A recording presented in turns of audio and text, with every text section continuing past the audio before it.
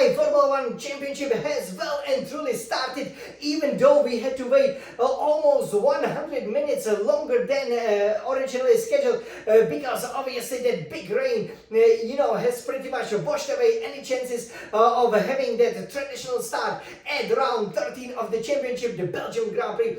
Obviously held at the legendary Spa-Francorchamps circuit and obviously being held in 2025. It also marked the 100th history of the racing, being held at the track. And of course, the weather was exactly as you would expect in Belgium, very intermittent. So, you had a big showers, light showers, then damp surface, and then a bit of clouds and the sunshine, so that you could, for example, the track would dry very quickly. And we also had dry running. But turned out to be a really exciting race, especially in the first 15 laps, I have to say, where pretty much, everything was decided. So in this exclusive race reaction over here from obviously, the view of the Ferrari's biggest fans and fastest drivers, definitely stay tuned, for that amazing Belgian Grand Prix race that obviously will hold a very big significance for me, as I will try to equal my childhood hero, Michael Schumacher, as you probably already know,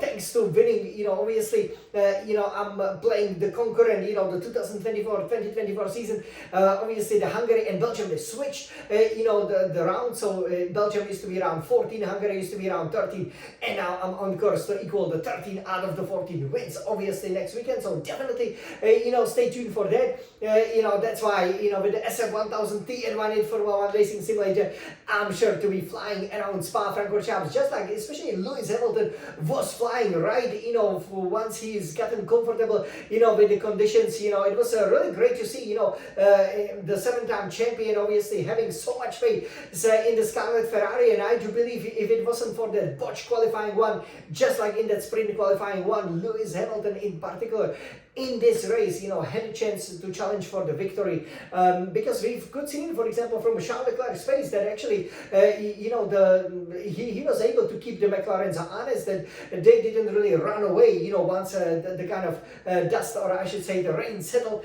and once the track dried out, and everybody was mostly, apart obviously from Norris of McLaren, on the medium marked dry tires. So over here in this race reaction, exclusive race reaction, unlucky number 13, we will tell you how exactly we could have won this very popular race for Leclerc. Obviously that could have been, I believe, his third victory here at the Spa-Francorchamps, just like, kind of for me, right? Well, maybe in the near future. And for Hamilton, obviously could have been his 6th win over here at the Spa-Francorchamps. So what we could have done, then we will take a look at how that race actually finished and what it means for the drivers and the Constructors' Championship, as obviously very soon we will then be heading to the final race, as you can see on that lovely calendar there to my right, before that, after we had a mini summer break, before the traditional 3-week summer break. So over here, the qualifying obviously being very important, right? With Hamilton qualifying all the way, in 16, he decided to put in a new power unit, which is exactly what I would have done, right? If you have such a bad qualifying, just put in new components, because, you will be starting from the back of the grid anyway. So that was a great choice. You don't want to do it for the sprint, because I believe, I'm not exactly sure. Usually I know the regulations pretty well, but I do believe that if Hamilton would have done that, then he would have been penalized, for the Grand Prix, which obviously wouldn't matter if he qualifies so lowly. But anyways, that's, one of the advantages, because we've seen that especially the new powertrain unit, can be very powerful, as evidenced by a certain Red Bull driver 3 years ago in 2022, winning from 14 on the grid. So yeah, it was obviously, as we said, raining, right? And a big rain arrived. I heard about half an hour before the start of the race, and that really made the conditions very challenging. So I was a little bit disappointed. It didn't look that bad. There was still a lot of spray, but basically the race control has decided no way we are gonna race. We look at the forecast. We know the rain is coming, but we do not want to be, just going around, in circles behind the safety car. So basically, they suspended the forming the race start procedure. So as a result, we then had a long wait, very similar to kind of 10 years ago in the United States in Austin at the Circuit of the Americas. And after we've pretty much got going 18 minutes later, so it was like, oh, is this gonna be a repeat of 2021, that historic season? We definitely hope not, and thankfully it wasn't. Because there was no real reason for it, right? So once the rain went away, the track started to dry quite quickly. I think the FIA, I kind of tend to agree with some of the drivers who said we should have gone racing. Of course it's dangerous, but that's why it is Formula One. It is the pinnacle of the motorsport. And the F1 movie just came out, right? And pretty much there hasn't been that many races that you could have seen, like in Great Britain. The rain didn't cause any lengthy delays, but here to have such a lengthy delay again is becoming a little bit unwanted, right? You just want to go racing at 3 p.m. local time as it's scheduled, because it's kind of fair, right? I mean, you can't influence the conditions, and in order to be world champion, you gotta obviously be good in all conditions. So clearly these conditions would favor different drivers, but as the main reason, I firmly believe, is the 2 fatalities that sadly occur in the past 6 years, starting with the 2019 when Antoine Hubert obviously lost life. So people are very cautious that if you have any accident, especially going up the very famous, maybe the most famous turn or most famous curve on the Formula One calendar, the Eau Rouge, named after that river that runs beneath it. You are unsighted, right? It's really big climb up the hill, and if the car, for example, would spin out and suddenly you go 300 kilometers per hour, and they could be just going 100 kilometers per hour. There were some nasty accidents also in the F4, I believe, a couple of years ago. So kind of understandable, but I think it kind of robbed us of a lot of action, because once we've gotten going, we still spent 4 laps behind the safety car, and then once we've gotten going, actually the first 10 laps were very, very exciting. So now imagine if we had 20-30 laps of such intermittent conditions, it would have been a great race, right? And especially if they really just started 20-30 minutes earlier, then it would have been definitely possible. For example, then to get to maybe like 25-30, it's a 44 lap race, right? So that's why Lewis Hamilton, with the race driver for the race car number 44, really loves it. Then you would have a great opportunity to, for example, choose, okay, do I go medium tires, soft tires for the dry tires once obviously the track quickly dried up? Because that's also very, very important, right? If obviously you make that choice with 28-27 laps to go, everybody went for a medium. So again, the overtaking was a bit difficult, especially once the track dried out. So I have to say I was impressed by how well Hamilton handled that rolling start. It wasn't a standing start, so bit unusual, but you could see Norris making a mistake, Piastri overtaking him, which often happens, right? Reminds me of 2017 when Vettel kind of lost to Hamilton, and who said, I'll let him face the wind, right? And he was basically able to keep the position, so that was smart on his part during the time. And here Piastri again did a great job, overtook Norris, and pretty much then how it finished. Great job by Leclerc to hold on to third, especially in these rainy conditions when Verstappen wanted to overtake into Pohon, but clearly now being a father, he thought that better of it, and that was the closest he's gotten. And it was quite amazing how Hamilton, for example, was overtaking 1, 2, 3 cars almost at the same time, lap by lap. And then I do understand sometimes the Ferrari strategy is being criticized a little bit, but this was a brilliant move, to stop Hamilton. I believe it was like at the end of lap 12, just before the DRS was enabled, because he was really the only one, he was the first one to stop. Right, there were a couple of other guys who were obviously starting from the back, like Antonelli, Alonso stopping, and once he put on the medium tires, went out, like he could easily take out, I think, 2.5 seconds, in the middle sector. So he's gotten to 13th place, and then by the time the pit stops were finished, he was pretty much 8th. Raced past Lawson, it was very, very close. Lawson was super slow in a racing boost. Obviously, after he just switched onto the medium tires, and then he was 7th. And Ocon, pretty much staying on the intermediates, was caught by the train of Leclerc, right? Verstappen, Russell, Albon, and then Hamilton, to get pretty much right on the tail of the Williams of Albon. And it was quite amazing that within 15 laps, Leclerc starting third, Hamilton 18. These 15 places within 15 laps, basically became just 4 places, and 4 seconds, and Hamilton could pretty much see Leclerc. And at the time you were like, okay, we're gonna have a race on our hands. But from then on, everybody ran to the end. Guys like Norris, obviously, they went for a harder compound. Piastri went for a medium compound, and pretty much the gaps would extend. Guys like Russell couldn't keep up. Hamilton couldn't overtake Albon, but so, for example, Verstappen was no threat to Leclerc. So that was brilliant to see. You could see also Norris was no really big threat to Piastri, and so it was down the field. That it proved what I've seen, for example, last year when I was racing in Belgium, that it's actually difficult to overtake. And I think you might be wondering why, if it's such a great track and drivers love it. Maybe a bit like Suzuka, right? Actually you always have to take the ideal racing line. So and there are a lot of corners, like for example, if you go to the Rivage, right? Okay, you go 7th gear, but you slow down to 3rd, 4th gear. So the braking is always, the brakes, there's only really one hard braking zone, which is into the bus stop chicane, maybe into La Source, the first corner of the track. But otherwise, to be honest, it's always, you brake downshift, go down by 3 or 4 gears, and as a result, basically, you would have to drive around the outside of the guy. So you cannot just simply send it down the inside, and then slam on the brakes. Hamilton was still able to do that in the intermediate damp conditions, when Gasly made a bit of a mistake. But if the guy in front of you doesn't make a serious mistake, then obviously the track is dry.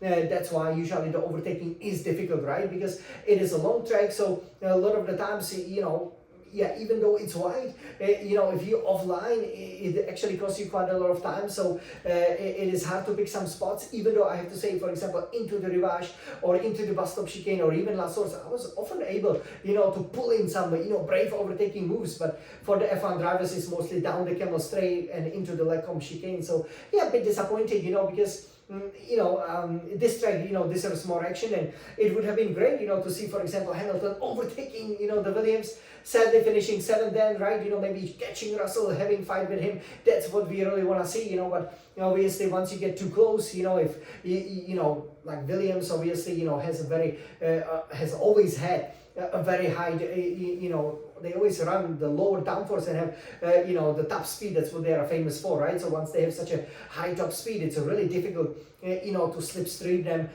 because again, you do not have, that much of a straight, right? And through, Eau Rouge, you really don't want to be too close, maybe only at the start of the race. So yeah, in the end, that's how it finished, you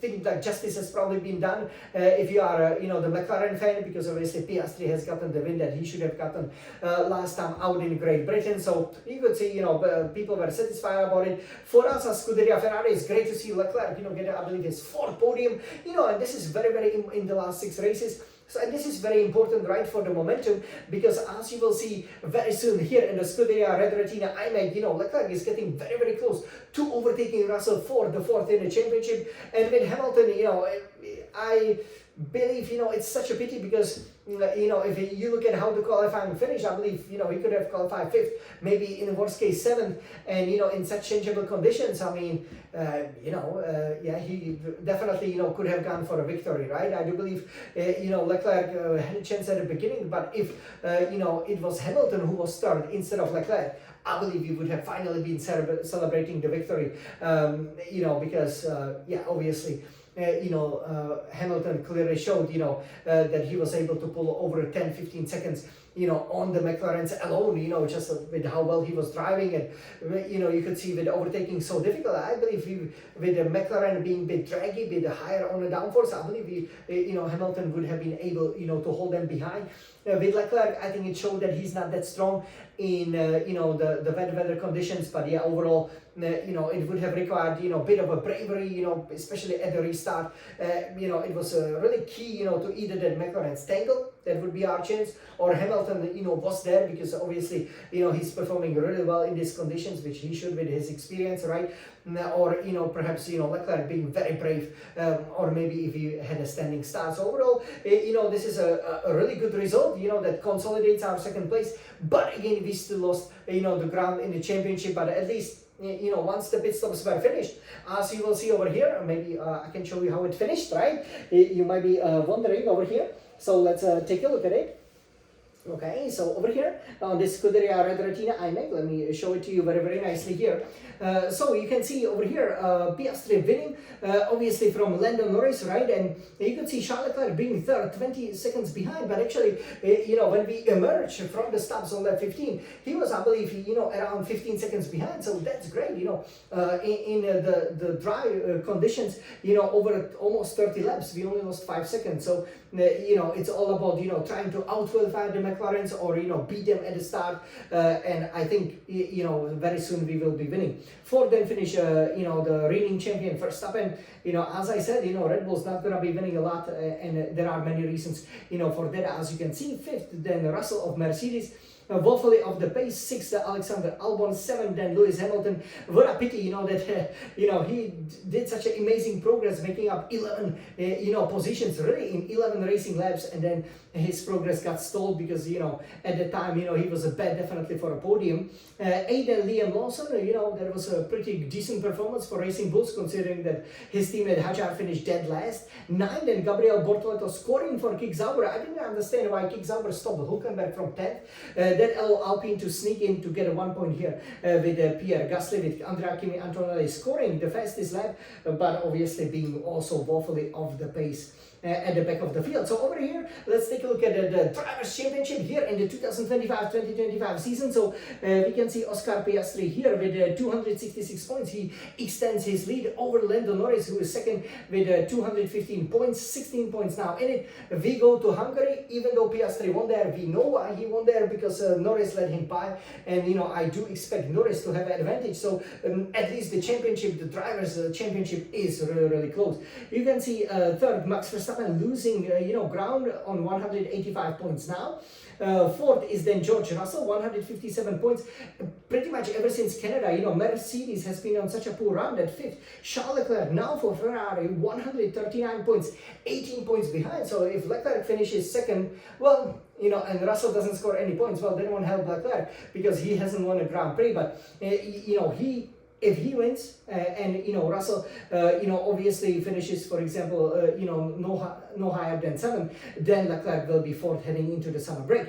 Sixth is then Lewis Hamilton for Scuderia Ferrari, 109 points. Okay, 30 points behind Leclerc, but again, some promising pace here and there, and I do believe Hamilton also has a chance to challenge Russell, for maybe that 5th, 4th place. We will see what will happen to Red Bull as well.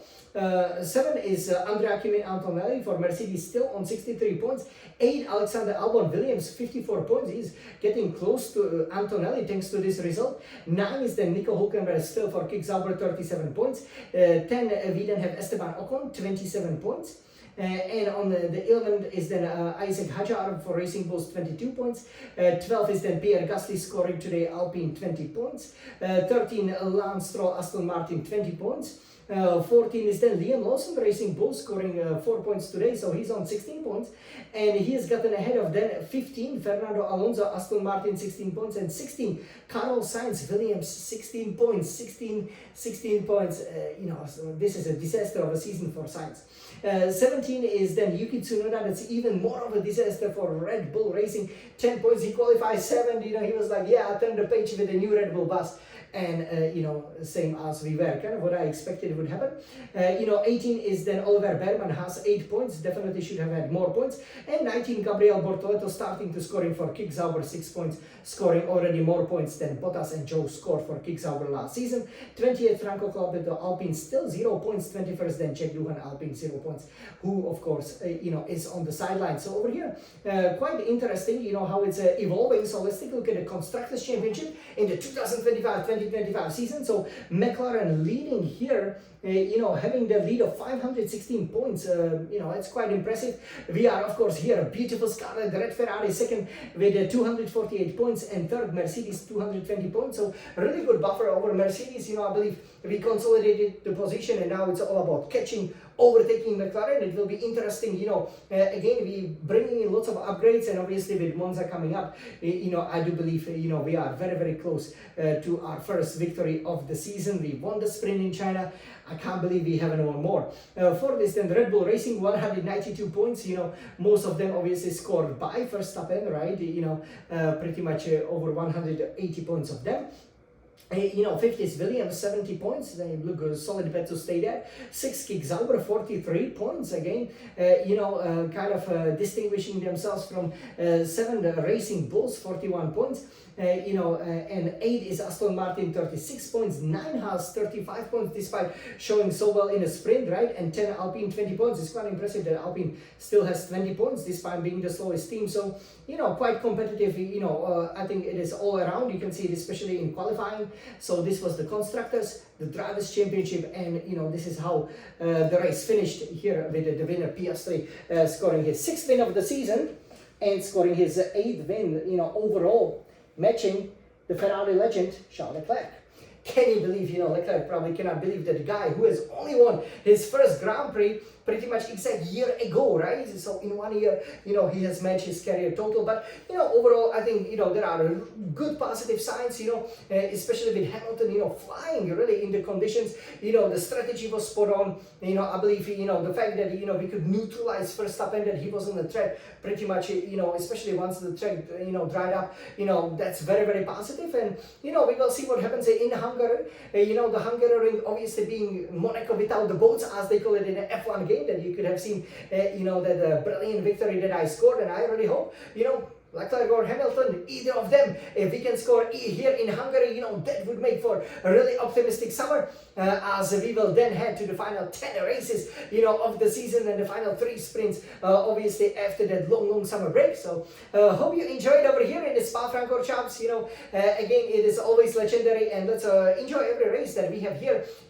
We've been racing here for a century, and it's no wonder why. So this was Jan, the Smiling Sun Champion, telling you everything about round 13, the unlucky round, with that persistent rain, of the 2025 championship, the Belgian Grand Prix. We haven't won, but we've gotten a podium, and that's very, very positive. And now, let's, make sure that we keep on improving 10 by 10, and eradicate all the mistakes. Guys like Hamilton now having all the new power units. We are ready for a victory and challenge for the titles, right? And for the Golden Formula 1 Grand Prix winner trophies and the medals. So everybody, let's keep on supporting Scuderia Ferrari. This was Belgium Spa-Francorchamps. Hope you enjoy it, and we will see you very soon. If you are hungry for more F1 racing in the circuit that provides, a lot of the retrieve from the hunger, which is the Hungary in Hungary. So let's go, Forza Ferrari!